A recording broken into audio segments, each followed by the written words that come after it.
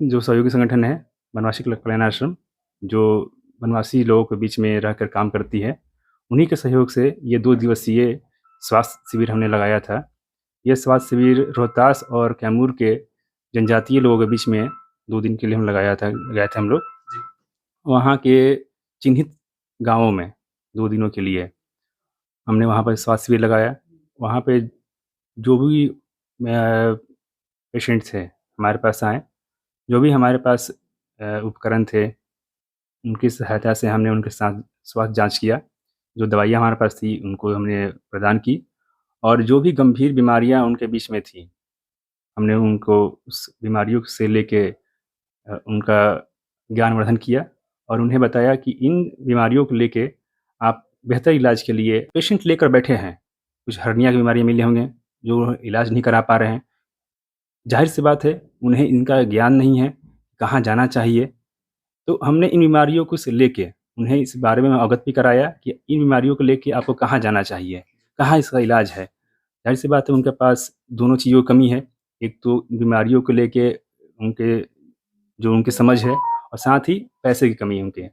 तो दोनों चीज़ों को हम लोग टैकल किया कि एक तो उन्हें इनका ज्ञानवर्धन किया बीमारियों को लेके और साथ ही उन्हें बताया कि आप इस उपचार के लिए कहाँ जा सकते हैं।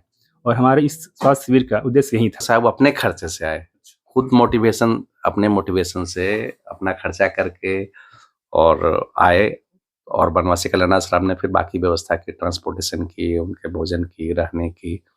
तो ऐसा कार्यक्रम पूरे देश भर में हो रहा है और बिहार में वनवासी कल्याण आश्रम का जितना पॉकेट्स है, चाहे वो सोनभद्र का हो, ये चंपारण का हो, वहाँ महर्षि वाल्मीकि यात्रा है, जमुई का हो, उसी तरह से पूर्णिया का है और बौंसी का है। तो ये 5 पॉकेट्स हैं जहाँ कल्याण आश्रम का काम होता है। पाँचों जगह अलग-अलग कॉलेज उसको दायित्व लेता है और वो करता है साल में 1 बार 2 दिनों का कैंप।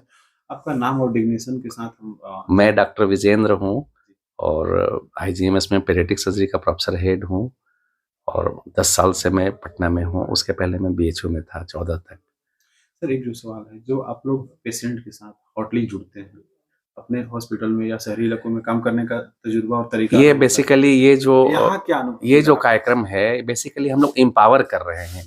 जो कल्याण आश्रम की टीम है और जो जहाँ कैंप्स हुए, वहाँ पे जो कैंप्स की व्यवस्था में लगे या उसके सहयोगी लोग रहे, जो 4-5 लोग व्यवस्था करते हैं, वो एम्पावर्ड इसलिए हुए कि एक तो वहाँ के लोगों को जानकारी हुई कि ये ऑपरेशन कहाँ हो सकता है, इलाज क्या हो सकता है, जाँच कहाँ होनी है और उनको कहाँ आना है। और वो डॉक्टर जो वहाँ गए या मेडिकल कॉलेज के स्टूडेंट्स जहाँ गए, हर टीम में 2-3 स्टूडेंट और 1-2 डॉक्टर थे। तो वो उससे वो कनेक्टेड रहेंगे। अब कनेक्टिविटी का ज़माना है।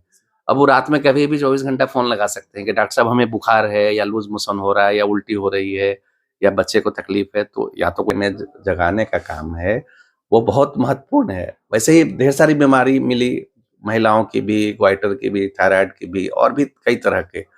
तो जो सीजनल बीमारी है, जो सर्दी खांसी का या शरीर दर्द का जो पहाड़ों पे जो होता है या वीकनेस का या भी सारा, स्कैबीज के भी बहुत सारे बच्चे मिले जो कि केवल एक लोशन लगाने से 2 दिन में वो ठीक हो जाएगा, एक दूसरे से फैलता जाता है।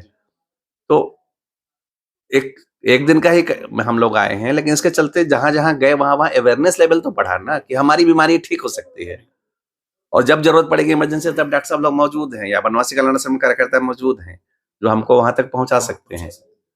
तो ये बहुत बड़ा काम है। मुझे लगता है कि डॉक्टर सब जगह उपलब्ध हैं, सुविधाएं सब जगह उपलब्ध है। लोग को एक बार मालूम तो हो कि ये मेरी बीमारी ठीक हो सकती है, इसके लिए ऑपरेशन की जरूरत है या इसके लिए जीवन भर दवाई खानी होगी या यहाँ जाना होगा।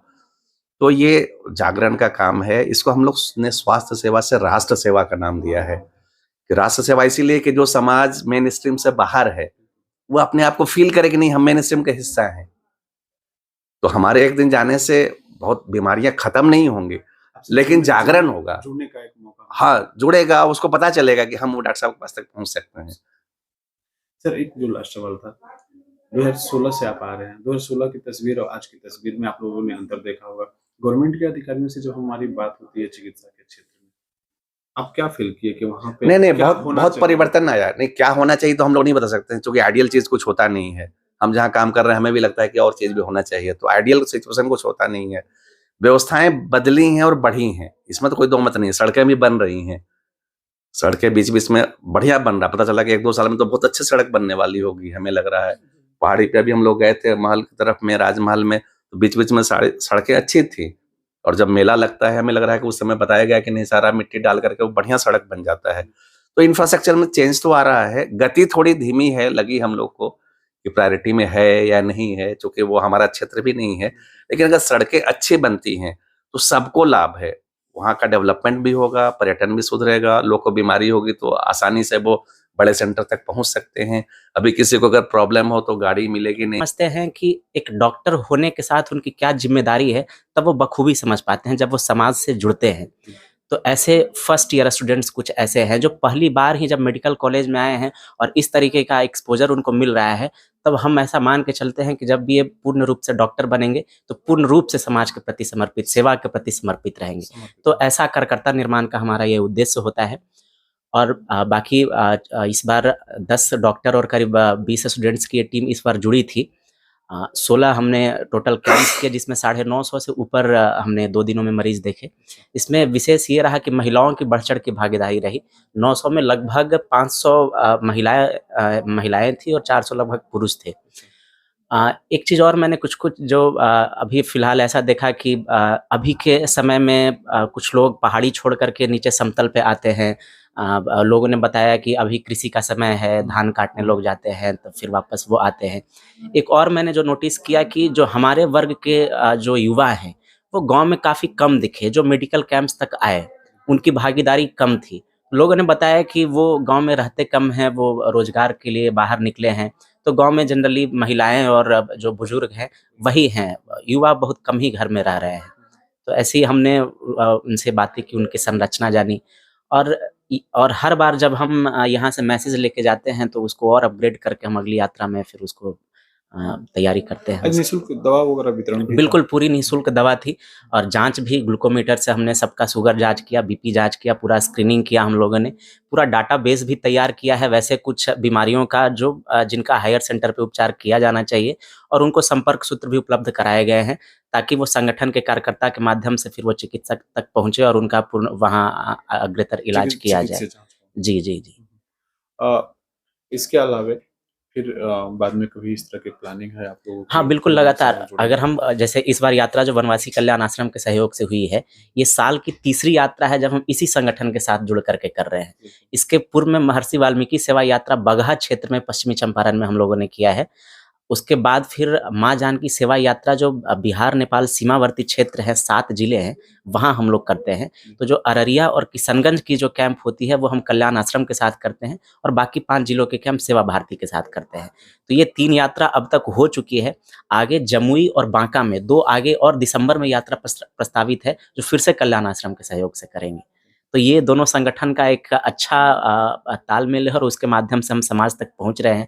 कल्याण आश्रम हमें बाकी रिसोर्सेज मुहैया कराता है, जैसे वहाँ आवास की सुविधा, वहाँ उनके ट्रांसपोर्टेशन की सुविधा, भोजन की सुविधा, बाकी दवा, चिकित्सक, छात्र, और जो वो आने जाने का खुद से मतलब अपने समर्पण से खुद अपना तेल लगा के चिकित्सक और छात्र आते हैं, ये उनका समर्पण है।